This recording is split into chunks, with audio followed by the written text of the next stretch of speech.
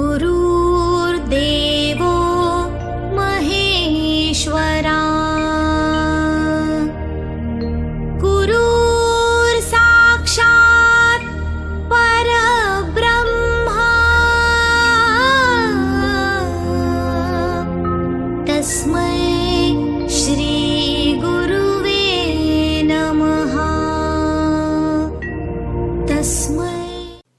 ஆகே 3/6/2015 12:56 பகல் ஆதி பரம் என்கின்ற மகா மந்திரஸ்ய ஸ்லோகத்தின் பொருளுரை. ஆதாரம் ஓர் எழுத்து ஓம். அதை தொடர்ந்து ஓம் விஷ்ணு விஷ்ணு தசவதார. இங்கு சிந்திக்க வேண்டிய ஒன்று, விஷ்ணு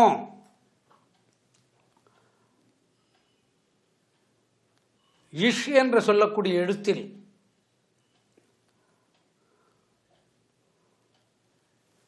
இஷ் இந்த சப்தம் கடல் அலை கொப்பளித்து அந்த கொப்பளிக்கக்கூடிய தருவாய் பால் கடல் கடைந்த சம்பந்தமான நேரம்.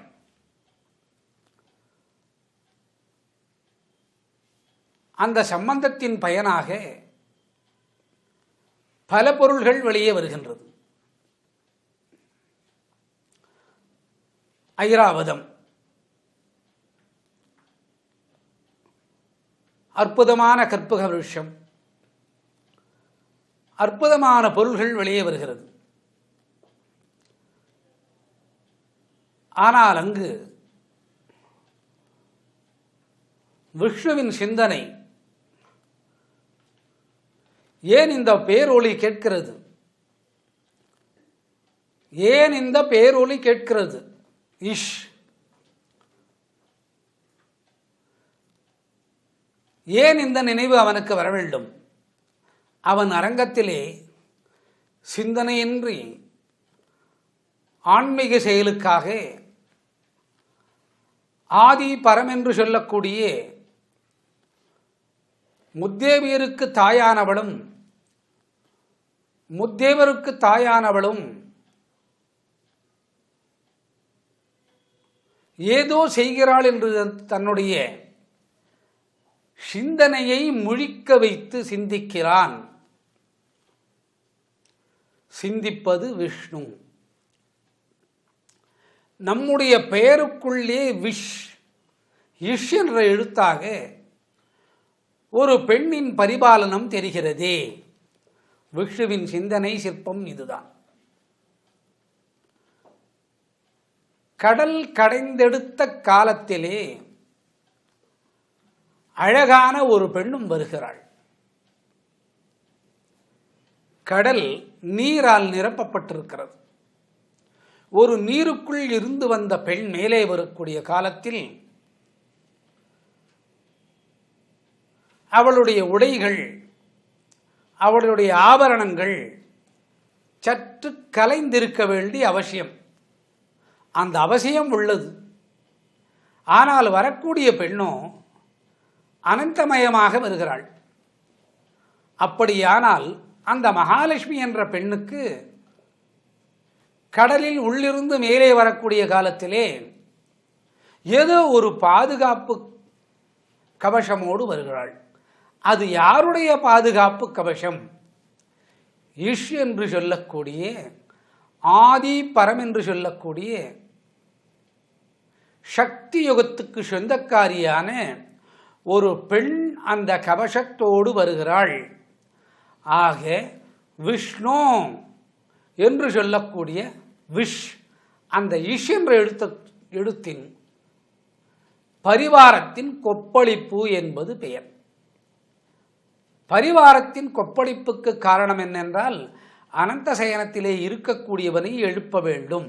ஆகவே ஓம் என்று ஓரெழுத்திலே துவங்கி விஷ்ணு விஷ்ணு தசவதார, தமிழில் தசவதாரம்,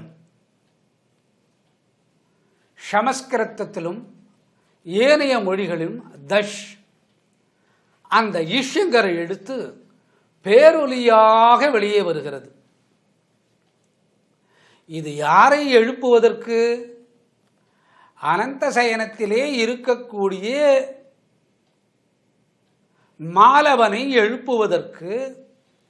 ஒரு பெண்ணை கடலிலே இருந்து எந்த விதமான அலங்காரமும் கலையாது இன்னொரு பெண் தன்னுடைய கவசமாக நின்று தானே கவசமாக நின்று மேலே அழைத்து வருகிறாள். இந்த தானே கவசமாக இருந்து அழைத்து வருவதனால் அந்த விஷ்ணுங்கிற மூன்றெழுத்துக்குள்ளே இஷ் என்ற பரிமாண சப்தத்தோடு ஆதி பரம் என்ற ஒரு பெண் இருக்கிறாள். அவள் அந்த எழுத்துக்குள்ளே ஏன் இருக்கிறாள்? ஓம் விஷ்ணு,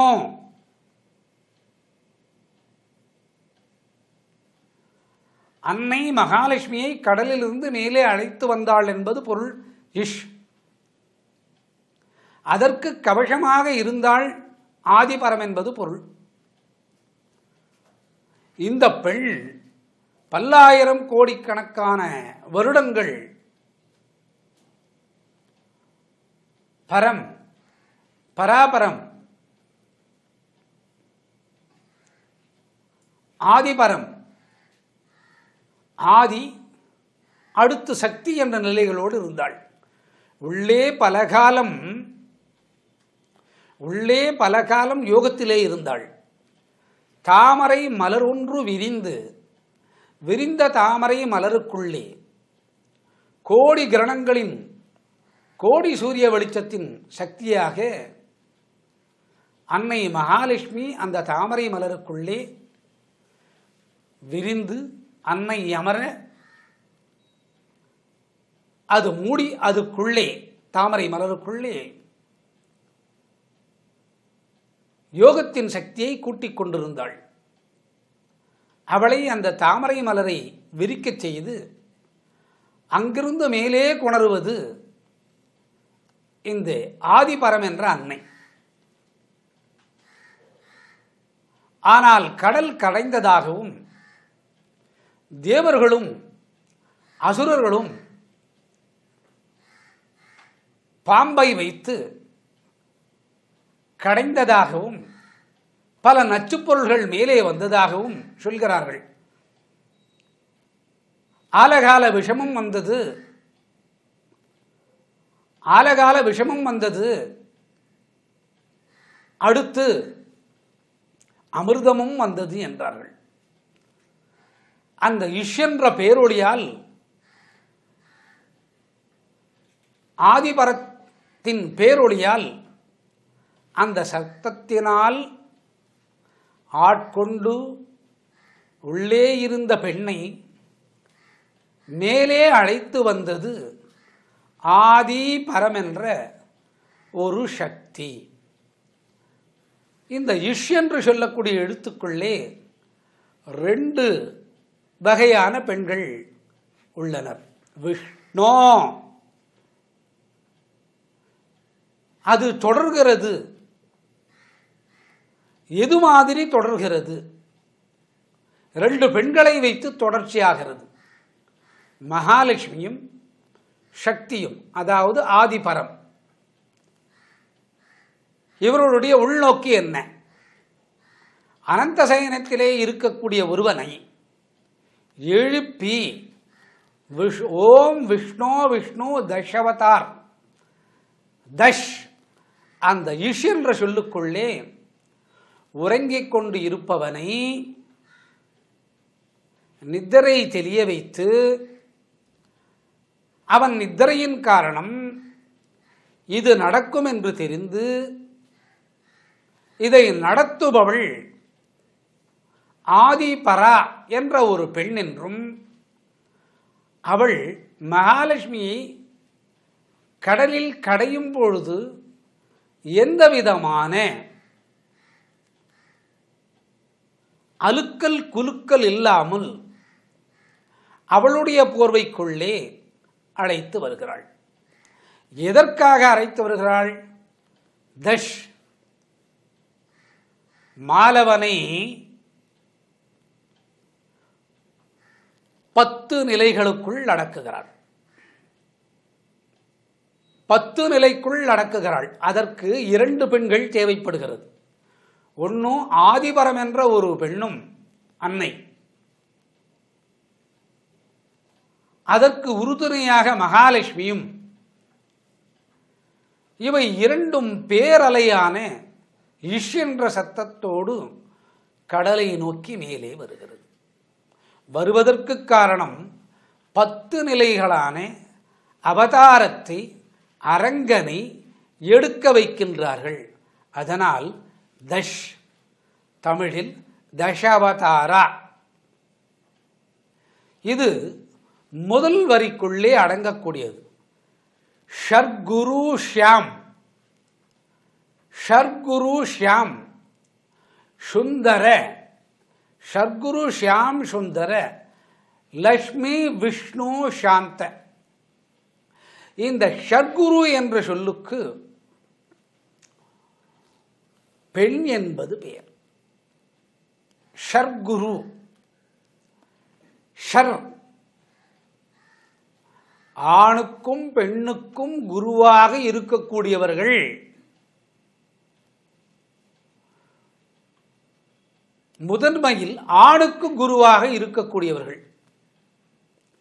இந்த ஷர் என்ற எழுத்துக்குள்ளே விஷ்ணுவுக்கு 2 குரு தேவைப்படுகிறது. ஒன்று மகாலட்சுமி, அடுத்தது ஆதிபரம், அதற்கு ஷர்குரு.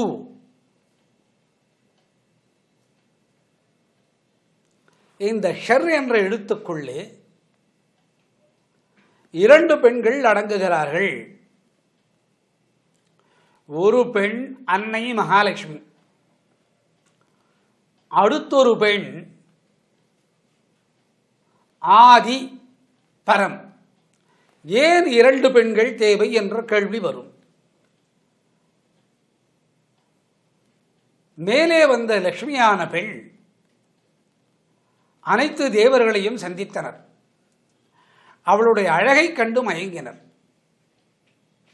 விஷ்ணுவிடத்திலே செல்லக்கூடிய காலத்தில் அவளுடைய அழகில் மயங்கவில்லை. இங்கு ஒரு கேள்வி பிறக்கும், ஏன் மயங்கவில்லை? அவளை வெளியே எடுத்தது ஆதி பரம் என்ற ஒரு பெண். கடலுக்குள் இருந்து வரக்கூடிய அசைவுகளில் எந்த ஒரு பிரச்சனையும் அல்லாது அழகோடு மேலே எடுத்து வந்தவள்.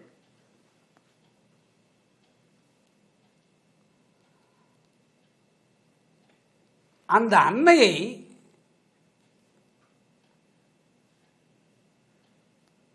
நித்திரையில் கண்டதனால், நித்திரையில் யோக நித்திரை என்று பெயர், நித்திரையில் கண்டதனால் இந்த பெண்ணுக்கு ஒரு அன்னை உண்டு. அந்த அன்னையை நான் ஆராதனைக்கு தாயாக எடுத்துக்கொள்கிறேன். ஆகவே இந்த மகாலட்சுமி மேல் விஷ்ணுவுக்கு ஒரு பரிமாணம் ஏற்படவில்லை. இருப்பினும் அவளை அழைத்து வருகிறாள் ஆதிபரம் என்ற சக்தி. அந்த இடத்திலே அன்னை நிற்கிறாள் மகாலட்சுமி. இவன்தான் உனக்கு ஏற்றவன். இவன் 10 அவதாரங்களை எடுக்கப் போகிறான். இவனுடைய இருதயத்தில் நீ அமர வேண்டும். ஆகவே ஷர் என்ற எழுத்துக்குள்ளே அன்னை விஷ்ணுவுக்கு குருவாக அமைகிறாள். அன்னை விஷ்ணுவுக்கு குருவாக அமைகிறாள். தாய் ஒரு மகனுக்கு குருவாக அமைவது என்பது மிகவும் சிறந்த ஒரு விஷயம். இதுபோன்று அமைவது வாழ்க்கையில் மிகவும் கடினமான ஒரு விஷயம். ஷர்குரு, ஷர் என்ற எழுத்துக்கு 2, ஷர் என்ற எழுத்துக்கு பல, ஷர் என்ற எழுத்துக்கு பல குருமார்கள். இங்கே ஷர் என்ற எழுத்துக்கு 2 குரு. பிரதான குரு ஆதிபரம். ஆதிபரத்திற்கு துணையாக இருந்த பெண் மகாலட்சுமி மாலவனுடைய இருதய குகைக்குள்ளே அமிழ்ந்து விடுகிறாள். ஆகவே சத்குரு, ஷியாம், ஷி, விஷ்ணுக்குள்ளே இஷ், தமிழில் ஷியாம். இங்கு அந்த உச்சரிப்பின் நிலை ஷியாம். அந்த ஷியாம் என்ற பொருளுக்கு அழகு. அழகில் ஆசை, காதல், குரோதம், காமம் அனைத்தும் வரும். இது ஷியாம. இங்கோ ஷியாம், ஆன்மீக அழகு என்பது பெயர். ஆன்மீகத்தின் அழகு.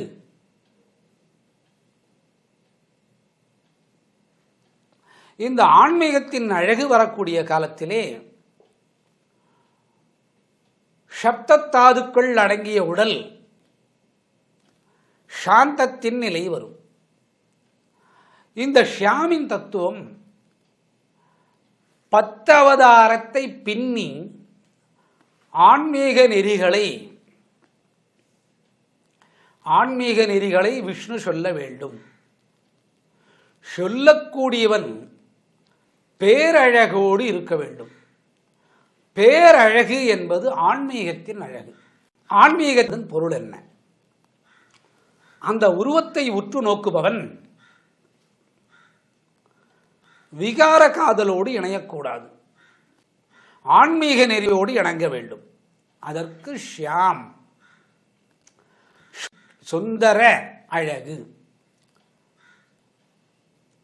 மற்றவர்களை ஆன்மீக நெறியோடு பால் உணர்வு இல்லாது கவரக்கூடிய அழகுக்கு ஷியாம். இது யார் இருக்க வேண்டும்? விஷ்ணு இருக்க வேண்டும். ஆன்மீகத்திற்கும் மாயைக்கும் தகுந்த ஒப்பனையோடு சுந்தர, லக்ஷ்மி, விஷ்ணு, சாந்தா. லக்ஷ்மி, விஷ்ணு, சாந்தா. இந்த லக்ஷ்மியானவள் ஆதிபரத்தின் வழியாக விஷ்ணுவின் இதய குகையில் அமர்கிறாள். விஷ்ணுவின் இதய குகைக்குள்ளே அமைகிறாள். ஆகவே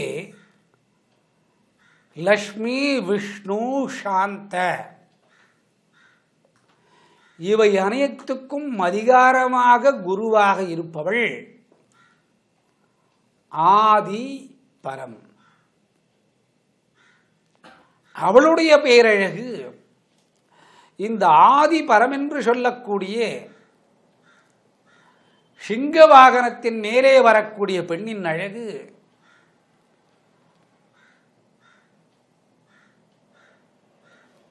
பார்ப்போரை ஆன்மீகத்துக்குள்ளே இழுக்கும். ஆன்மீகத்துக்குள் இழுக்கக்கூடிய சிந்தனை என்ன? கடல் கொப்பளிப்பதும் அந்த கொப்பளித்த கடலுக்குள்ளே ஒரு பெண் கோடி சூரியனின் கிரணங்களோடு கூடிய அழகு கூடி ஒரு தாமரை மலர் விரிந்து அதில் அமர்ந்த பின் அந்த தாமரை மலர் மூடி பல கோடி ஆண்டுகள் பல சதுர்யுகங்கள் தபஸ்வியாக இருந்து பின்னே பார்க்கடல் கடையக்கூடிய காலத்திலே பல பொருள்கள் வர அதில் மகாலட்சுமியும் வர அவளை தன்னுடைய மகாசக்தியால் அன்னை மேலே எடுத்து வருகிறாள்.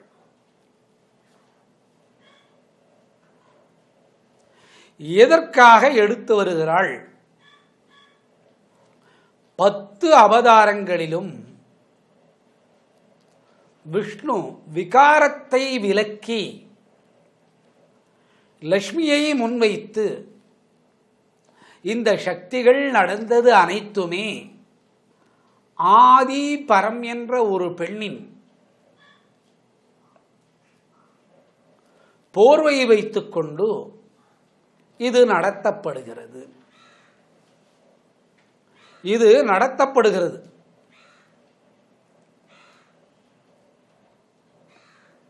இந்த நடத்தலுக்கு 10 வகையான அவதாரங்கள் நிர்மாணம் செய்யப்படுகிறது.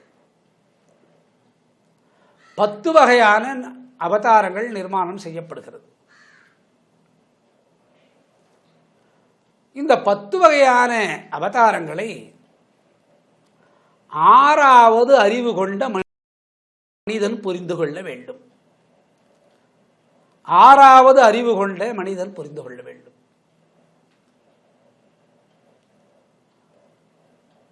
மனிதனுக்கு அந்த சக்தியும் வர வேண்டும். பின்னே 1 முதல் 5 அறிவு வரை இருக்கக்கூடிய நிலைகள் கேட்கும். 1வது அறிவு மரம் செடி கேட்குமோ அல்லவோ, 2வது அறிவு நீருக்குள்ளே வாழ்வன கேட்குமோ அல்லவோ, 3வது அறிவு நீருக்கு மேலே தவளை, பாம்பு, பல்லி இது போன்றவை கேட்குமோ அல்லவோ, 4வது அறிவு பரப்பன கேட்குமோ அல்லவோ, 5வது அறிவு வனவிலங்குகள் பசு முதல் சிங்கம் வரை, 5வது இவை அனைத்தும் கேட்கும். 6வது அறிவுதான் மனிதன். இந்த 6வது அறிவு படைத்த மனிதன் இவைகளை ஏற்றுக்கொள்ள வேண்டும். அதற்காக அன்னை ஆதிபரம் என்று சொல்பவள் மாலவனை சந்தோஷமாக வைத்திருக்கிறாள். எதற்காக சந்தோஷமாக வைத்திருக்கிறாள்?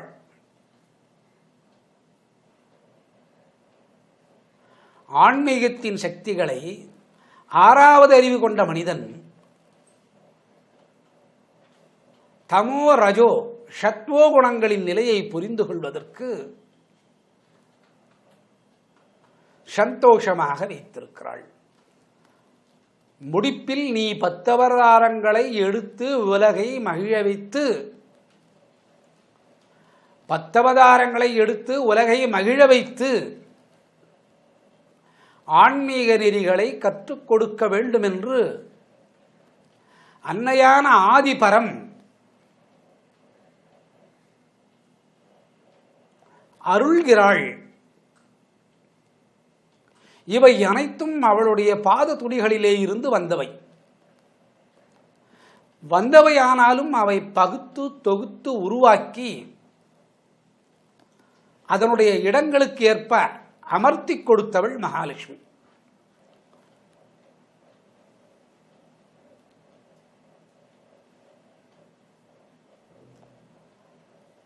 இந்த 10 அவதாரங்களின் நிலைகளை கொடுக்கிறாள். ஓர் அறிவு முதல் 6 அறிவு உள்ளவர்களுக்கு தகுந்த மாதிரி, ஓர் அறிவு முதல் 6 அறிவு உள்ள மனிதர்கள் வரை அதற்கு ஒத்திகை பிணைப்பு மகாலட்சுமி. அந்த ஒத்திகை பிணைப்பை பாடமாக ஏற்றுக்கொள்பவன் விஷ்ணு. கேள்வி ஒன்று பிறக்கும் 63 நாயன்மார்கள் இருந்தனரே, அது சிவஸ்துதி. ஆன்மீகத்தை கொடுத்து பிறக்க ஒண்ணாது பண்ணும், அது சிவஸ்துதி. இருக்கும் காலத்திலே ஆன்மீகத்தை தொடர்ந்து சிந்தனை செய்து 6வது அறிவை வளர்த்து கொண்ட மனிதன் பண்பாக சீராகி அந்த ஆதி பரா என்பவளை புரிந்து கொள்ள வேண்டும் என்பதற்காக விஷ்ணுவை முன்மொழிந்து 10 அவதாரங்கள் எடுக்குமாறு அன்னை அருள்பாலிக்கிறாள். 10 அவதாரங்கள் எடுக்குமாறு அன்னை அருள்பாலிக்கிறாள். ஆனால் இந்த 10 அவதாரங்கள் எடுப்பவன் அனந்த சயனத்திலே இருக்கிறான். அவனை முழிக்க வைப்பதற்கே இஷ் என்று சொல்லி பேரொளி எழுப்பி கடலை கொப்பளிக்க வைத்து, லக்ஷ்மி சாந்தனமானவள், கடல் கொப்பளிக்குமா? கொப்பளிக்காது. ஒருவன் தூங்கிக் கொண்டிருக்கிறான், கேட்குமோ? எதற்காக அவன் தூங்கிக் கொண்டிருக்கிறான்? ஆதி பரம் என்ற பெண்ணை, அன்னையை தரிசித்துக் கொண்டிருக்கிறான், அனந்த சயனவாதி. ஆகவே ஆயுள் பரியந்தம் தேவர்களுக்கும் தேவை என்று அசுர தேவர்கள் கார்கோடகனை வைத்து கடைகிறார்கள்.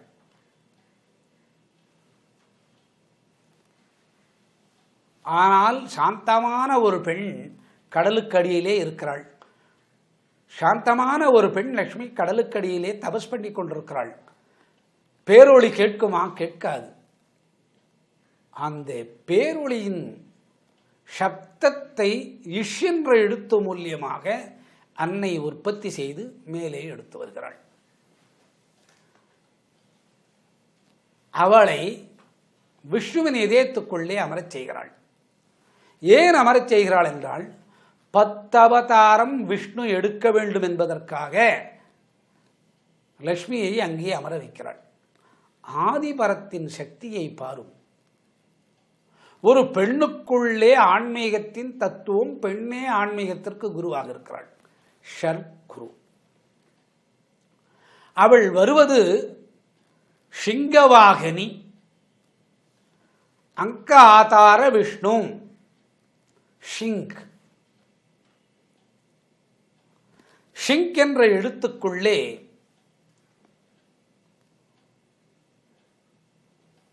பத்து வகையான தெய்வங்கள் விஷ்ணுவை அடிப்படையாக வைத்து படைக்கப்பட்டாகிவிட்டது என்பது பொருள். ஆகவே அவளுக்கு ஷிங்க் வாகினி, சிங்க வாகினி. அங்க ஆதார விஷ்ணு, அதனுடைய அங்கங்களாக அதற்கு ஆதாரமாக விஷ்ணுவை படைக்கிறாள். தாய் ஒருத்தி,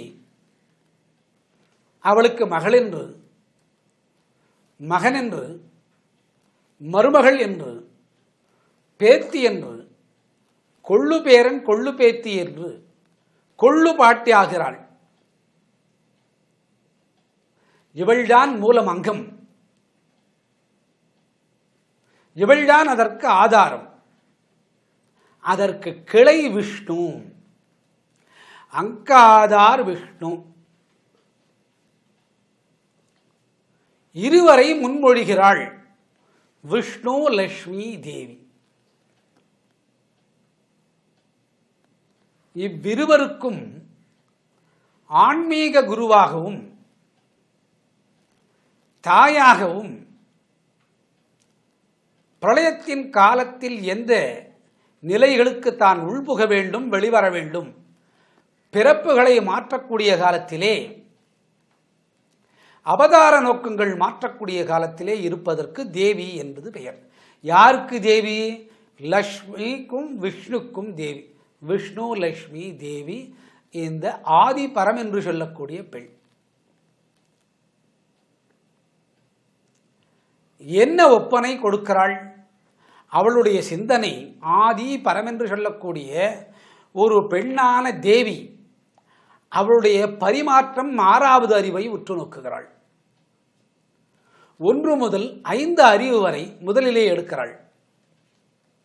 அந்த பாடத்தை விஷ்ணுவிடத்திலே நடத்துகிறாள். சொல்கிறாள். கேட்பது இதயத்துக்குள்ளே இருக்கக்கூடிய இன்னொரு பெண்.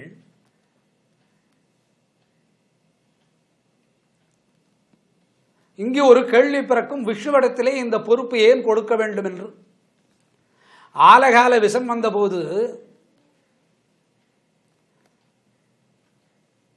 இதை தேவர்களுக்கும் மற்றவர்களுக்கும் பிரித்து கொடுக்க வேண்டும், அசுரர்களுக்கும். தேவி என்று சொல்லக்கூடிய ஆதிபரம் என்ற பெண்ணை தியானிக்கின்றான். இவனும் பெண்ணாக மாறுகிறான். யார் பெண்ணாக மாறியது? விஷ்ணு என்று சொல்லக்கூடிய நபரும் பெண்ணாக மாறுகிறான். ஆகவே பெண்ணின் தன்மை இருப்பவர்கள்தான் அவதாரத்தின் நோக்கத்தை முழுமையாக முடிக்க முடியும். இதுதான் ஆன்மீகத்தின் போதனை. கதாசாரத்தின் படி உங்களுக்கு தெரிந்திருக்கும். விஷ்ணு மோகினியாக ஆகிதான் அந்த ஆலகால விஷத்தை தேவர்களுக்கு பிரித்து கொடுத்ததாக பொருள். ஆலகால விஷம் என்று வந்தது. பிரித்து கொடுக்கக்கூடிய காலத்தில் தேவர்களும் அசுரர்களும் மாண்டு விடுவர். ஆகவே பார்வதி தேவியானவர் அவருடைய கணவனை அனுப்பி சிவனை அந்த ஆலகால விஷத்தை நஞ்சுண்டான் என்ற பெயரோடு முடித்துக் கொண்டான். அடுத்தது அமிர்தம் வந்தது. அமிர்தம் வந்த காலத்திலே அமிர்தத்தையும் பிரிக்க வேண்டும். இந்த அமிர்தத்தை யார் உண்கிறார்களோ அவர்களுக்கு மரணம் இல்லை. சுக்கராச்சாரியர் என்ற அசுரகுரு ராகு கேது 2 கிரகங்களை அனுப்பி ஒளி மறைந்து உண்ண வேண்டும் என்று சொல்லி அனுப்புகிறார். அவர்கள் தேவர்கள் போல் வருகின்றனர். தேவர்கள் போல் வருவோரை காண இயலாது. ஆகவே அன்னையான ஆதிபரம் தன்னுடைய அருள் சிந்தனையால் விஷ்ணுவை மோகினியாக ஆக்கிவிடுகிறார். மோகினியான விஷ்ணுவானவன் ராகு கேது என்ற 2 நபர்கள் தேவர்களோடு ஒப்பனையாக வந்திருக்கிறார் என்பது தெரிகிறது. தேவர்களோடு ஒப்பனையாக வந்திருக்கிறார்கள் என்று தெரிகிறது. இந்த அமிர்தத்தை பங்கிடுவதில் அசுரர்களுக்கு போகாமல் தேவர்களுக்கு வரும்படி செய்வதற்கே விஷ்ணுவானவன் பெண்ணான மோகினியாக வந்திருக்கிறார். இந்த தகுதியை அருள்பாலித்தது அன்னை பரம். அதற்கு ஆதிபரம் என்பது பெயர். எத்தனை அவதாரங்களாக கொடுக்கிறாள்? 10 அவதாரங்களாக கொடுக்கிறாள். 6வது அறிவுக்கு இதில் முதல் வேலை. பாடம் நடத்தப்படுகிறது. எப்படி பாடம் நடத்தப்படுகிறது? அமிர்தத்தை பிரிக்கும் போதே பாடம் நடத்தப்படுகிறது. 6வது அறிவுக்குண்டான மனிதர்களுக்காக. யாருக்கு பாடம் நடத்தப்படுகிறது? விஷ்ணுக்கு பாடம் நடத்தப்படுகிறது. அந்த பாடத்தை யார் கேட்பது? அவனுடைய இதயத்திலே இருக்கக்கூடிய லக்ஷ்மி. ஒரு பெண் சொல்ல ஆண் கேட்பது கடினம். ஆகவே அன்னை அவனை மோகினி என்ற பெண்ணாக மாற்றுகிறாள். இப்பொழுது விஷ்ணு மோகினி என்ற பெண்ணாக மாற்றப்பட்டது. அந்த மோகினி என்ற இருதயத்துக்குள் அமர்ந்திருப்பதும் அன்னை மகாலட்சுமி தான். பாடத்தின் ஒப்பனை அங்கே ஆரம்பமாகிறது. என்ன கொடுக்கப்படுகிறது? முதலில் பிரிக்க வேண்டியது ஆலகால விஷம். அதை நஞ்சுண்டான் வாங்கி கொண்டான் சிவபெருமான். அடுத்தது அமிர்தம். அமிர்தம் கைக்கு வரக்கூடிய காலத்திலே அன்னை விஷ்ணுவை மோகினியாக மாற்றிவிட்டாள். இப்பொழுது மோகினியின் இருதய குகைக்குள் கூட லக்ஷ்மி உண்டு. இப்பொழுது பாடம் நடத்தப்படுகிறது. இது ஆதிபரத்தின் பாதம். ஆதிபரத்தின் பாதம். அதற்கு ஆதிபரம் என்று பெயர். அதுதான் பாடம். ஆஹா விஷ்ணுவே, நீ முதலிலே 10 அவதாரத்தின் தொகுப்பை தெரிந்து கொள். மச்ச கூர்ம வராகம். மச்சம் மீன், பன்றி ஆமை, கடலுக்குள் கடலுக்கு மேல். அடுத்தது மனிதன் மிருகம் நரசிங்கம். இந்த 4 அவதாரங்கள் கேட்கும். மனிதனுக்கு முதலிடத்தை கொடுத்து விட்டாயே என்று. நெடிய மனதன் அல்லாதே, நெடிய மனிதன் அல்லாதே, குள்ளமானவன். அடுத்தது தாயின் கதிக்கேற்ற தாயின் சத்தியத்தை நிறைவேற்ற பரசுராமர். ஆதி பரமென்ற சக்திக்காக பெண்ணின் கற்பு நிறையை உலகுக்கு காட்டுவதற்கு ராமர் என்ற அவதாரம்.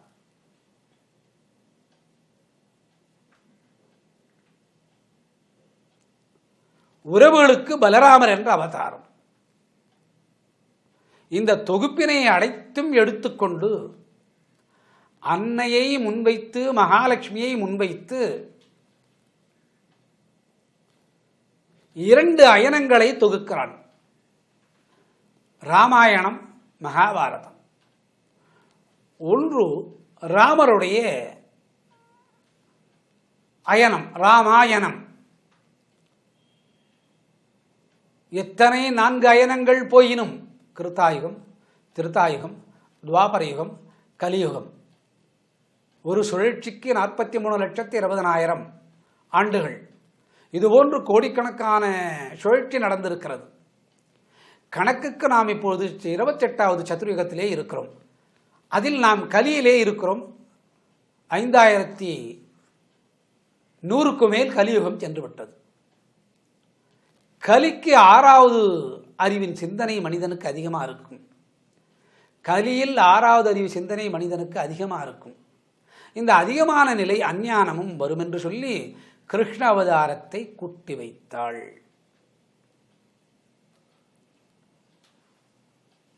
கிருஷ்ண அவதாரத்தை அங்கும் பாருங்கள்.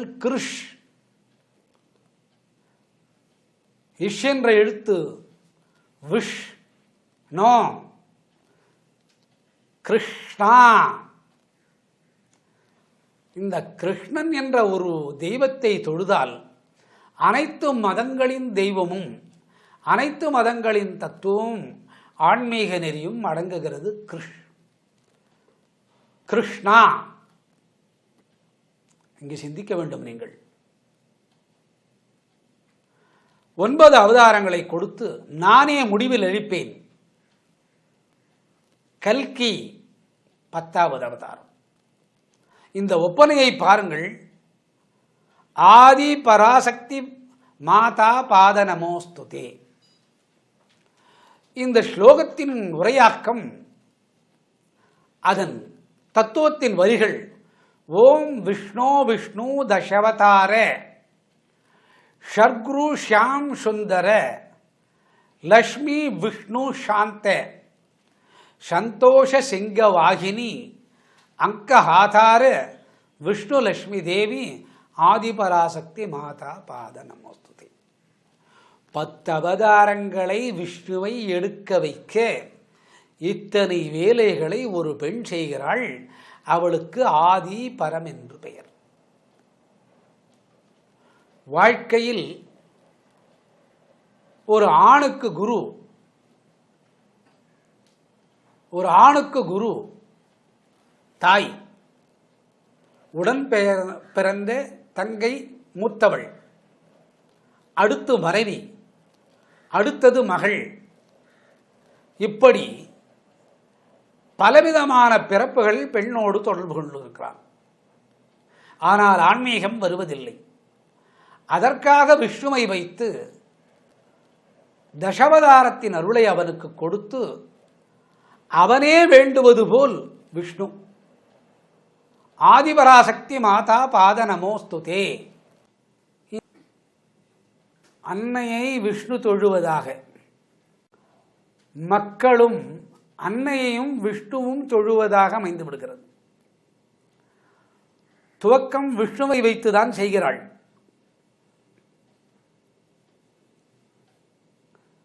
கேள்வி பிறக்கலாம், பிரம்மத்தை வைத்து செய்யக்கூடாதா என்று. கேள்வி பிறக்கலாம், சிவனை வைத்து செய்யக்கூடாதா என்று. இந்த அவதாரத்தின் முடிவில் அனைத்தையும் கடலுக்குள்ளே ஒப்படைக்க வேண்டும். மகாலட்சுமியின் துவக்கம் கடலிலிருந்து மேலே வருவதாக, மறுபடியும் ஒடுக்கம் கடலுக்குள்ளேதான். அதனால் 9வது நிலையிலே கிருஷ் நா துவக்கம் விஷ். இந்த எழுத்துக்குள்ளே ஆதி பரம் என்று சொல்லக்கூடிய அன்னை ஒளிந்திருக்கிறாள். ஆதி பரம் என்ற அன்னை அந்த எழுத்துக்குள்ளே ஒளிந்திருக்கிறாள். ஆகவே 9வது நிலையில் நவம், நாரணம், நாரணி, நாராயணம். அதற்கு ஒரு பெயரும் வைத்திருக்கிறாள் கிருஷ்ணா. அதற்கு ஒரு பெயரும் வைத்திருக்கிறாள் கிருஷ்ணா. விஷ்ணு அதற்குள்ளே இஷ், கிருஷ்ணா அதற்குள்ளே இஷ். அத்தனை தெய்வங்களும் அதற்குள்ளே அடங்கிவிடுகிறது. எத்தனை மதங்கள் தோன்றினும் அத்தனை மதத்திற்கும் ஒப்பனையும் கூடுதலும் சேர்க்கையும் ஆகிறது. அடுத்து தான் கல்கி, பிரளயம் ஒடுங்குவது. துவக்குவதற்கு பிரம்மம் தேவை, அழிப்பதற்கு சிவன் தேவை, இடைக்கால நிகழ்ச்சிகளை ஆராதனைக்குரியவனாக ஆக்குவதற்கு விஷ்ணு தேவை. அவன் ஆதி பரத்தின் கர்ப்பாதார நிலை, பூரண யஜ்ஞ ஞான நிலை என்பது பெயர். அன்னையின் கர்ப்பாதாரம் மனிதனானால் திருமணமாகி ஒரு பெண் இல்லற வாழ்க்கையை நடத்தினால் கர்ப்பாதாரம். இங்கு அன்னை தன்னை மையமாக வைத்து தனக்கு வெளியே கர்ப்பாதாரம், வயிற்றுக்குள்ளே அல்ல. இத்தனை உலகங்களை படைக்கிறாள். அந்த உலகங்களின் சீரான நிலையை கொண்டு வருவதற்கு அன்னைக்கு ஒரு சக்தி உண்டு, பதி என்பது. அதை உணர்ந்தவன் விஷ்ணு. அதை உணர வைப்பதற்காக கடலிலே தபசுக்குள்ளே இருந்த அன்னை மகாலட்சுமியை என்ற பேரொலியால் வெளியே கொணர்ந்து, கொணரப்பட்ட போது 2 வகையான பொருள் வெளிப்படுகிறது. ஒன்று ஆலகால விஷம், அடுத்து அமிர்தம். ஏன் 2 பொருள்? ஆண் பெண் 2, இரவு பகல் 2, நன்மை தீமை 2, அசுரத்தன்மை தெய்வீகத்தன்மை 2, ஆன்மீகம் விகாராசை 2. அனைத்தும் 2ஆகவே படைத்திருக்கிறான். இதுகள் தெளிவாவதற்காக அன்னை பதி என்ற தத்துவத்தை அன்னை மகாலட்சுமியின் உருவத்தை இதயத்திற்குள்ளே அமர்த்தி விடுகிறாள். விஷ்ணுவின் இதயத்திற்குள்ளே அந்த 2 பொருளுக்கும் ஒப்பனையாக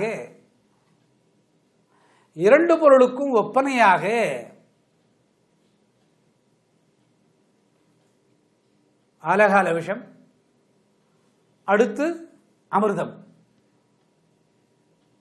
பங்கிடும் காலத்திலே அசுராளின் தேவனுக்குள்ளே ஒளிந்து இந்த தத்துவத்தை காண்பதற்காக அவனை மோகினியாக்குகிறாள். ஆக 3 பெண்கள் நடத்துவது ஒரு நாடகம். ஆகவே முன்மொழிந்த விஷ்ணுவே பின் வரிகளிலே ஆதி பராசக்தி மாதா பாத நமஸ்துதே, ஆதி பரம், அனைத்திற்கும்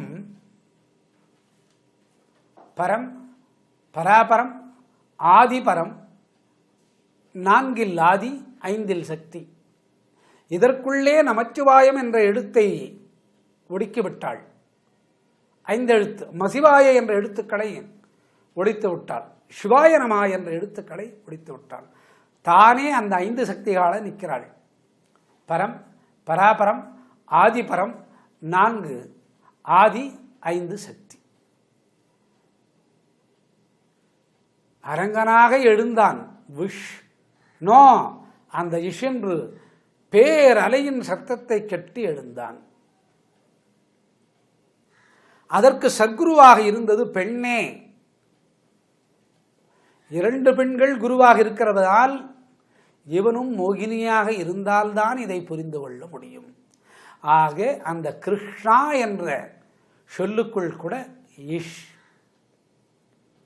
அந்த பேரலையும் சப்தமும் அழகிய பெண்ணான மகாலட்சுமியின் நிலையும் அடங்கிய தாத்பரியமாக கொண்ட 8 நிலை பெண்களோடு 2 பெண்களை முன்மொழித்து ராதே கிருஷ்ணா, ருக்மணி கிருஷ்ணா என்ற நிலையில் கிருஷ்ணா என்ற நிலைக்கு ஆளாக்குகிறாள். 6வது அறிவின் தத்துவத்தை பக்திக்குளையை கொணர்வதற்கு 10 அவதாரங்களை நிர்மாணம் செய்கிறாள். ஆகவே ஓம் விஷ்ணு விஷ்ணு தசவதாரா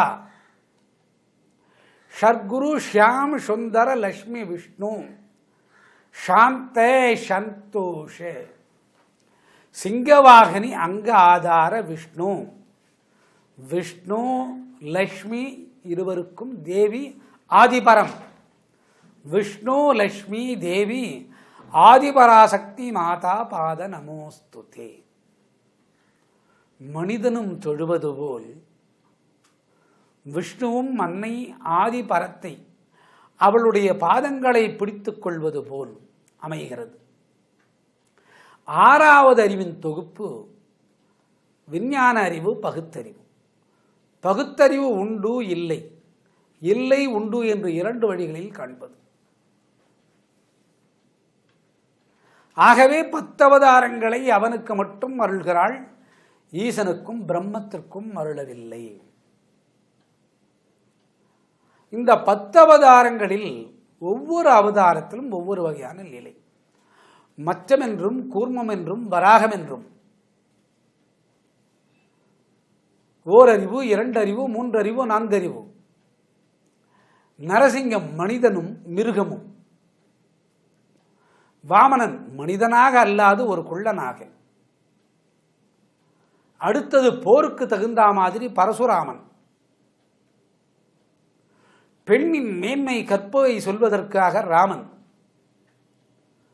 தோழமைக்காக பலராமன், வேதங்கள் 4 தகுதிகளை தனக்குள்ளே தேரோட்டியாக வந்த கிருஷ்ணன். அடுத்தது கல்கி. இவைகள் தனக்குள்ளே தோன்றப்போவதாக அனந்த சயனத்தில் வீற்றிருந்து படுத்து அந்த ஆதிபரத்தின் பதித்தன்மையை ஆராய்ந்து கொண்டிருந்தான். அவனை எழுப்புவதற்காகத்தான் கடலுக்குள்ளே இஷ் என்ற சக்தம் பேரொலியாக வந்தது. அந்த இஷின் தத்துவத்தை வைத்து தன்னை அழைக்கிறார்கள் என்று விஷ்ணு முடித்து கொண்டான். முடித்ததன் பலனாக 10 அவதாரங்களை இந்த ஆதிபரம் அருளினாள். 10 அவதாரங்களை ஆதிபரம் அருளினாள். ஆகவே அவனே தொழுகை நடத்துகிறான். ஆதிபராசக்தி மாதா பாத நமோஸ்துதே. ஆதி பரமானவன்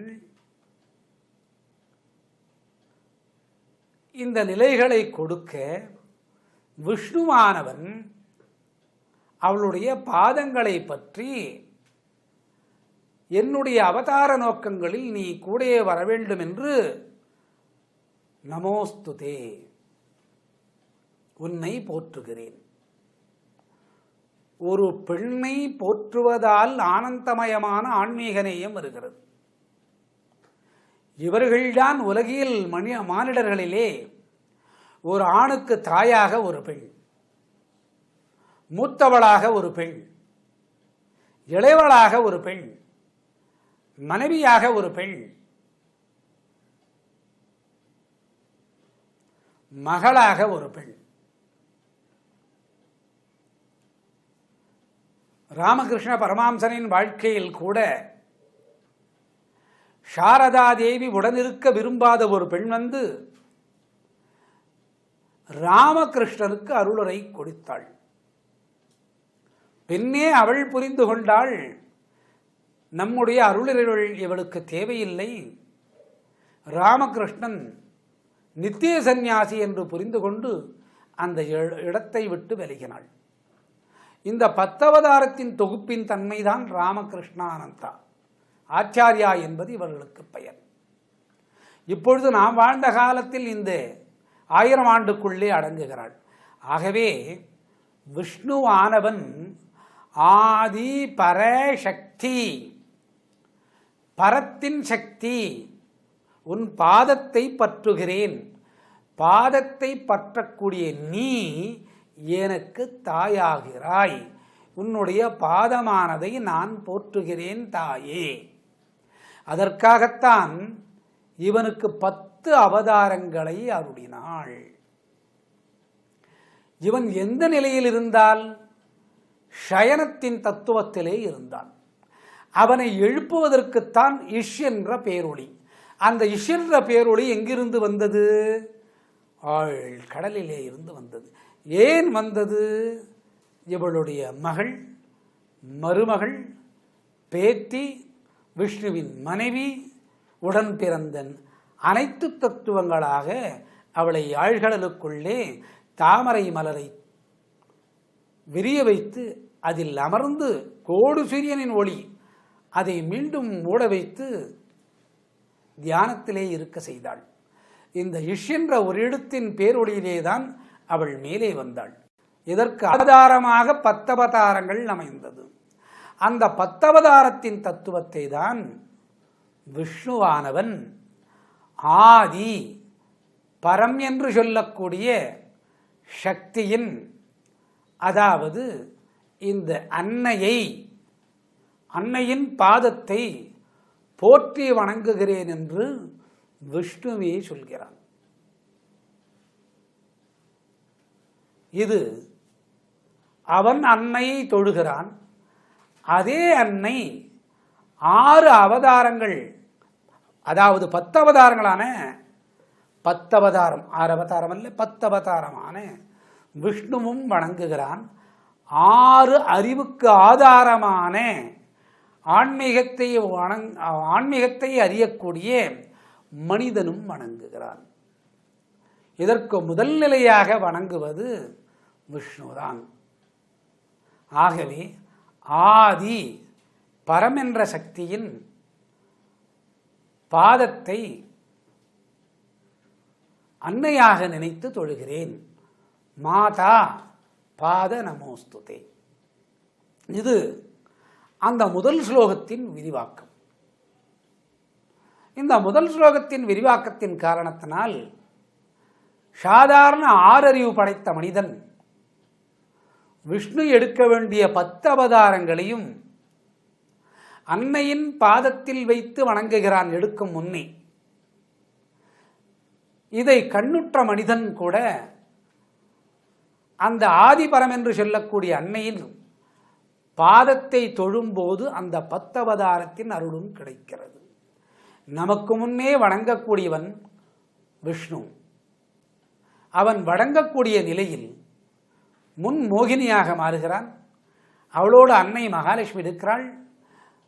குரு தேவதையாக ஷட்குரு என்று தேவதையாக அன்னை ஆதிபரம் என்ற ஒரு மெய்ப்பொருளும் இருக்கிறது. ஆகவே அவன் அந்த வரிகளை முடிக்கக்கூடிய காலத்தில் ஆதிபர என்ற ஒரு சக்தியான மாதாவின் பாதங்களை போற்றுகிறேன், வணங்குகிறேன் என்று பொருளாகிறது. இதுதான் இந்த முதல் ஸ்லோகத்தின் விரிவாக்கம். மேற்படி தொடர்ந்து பார்ப்போம்.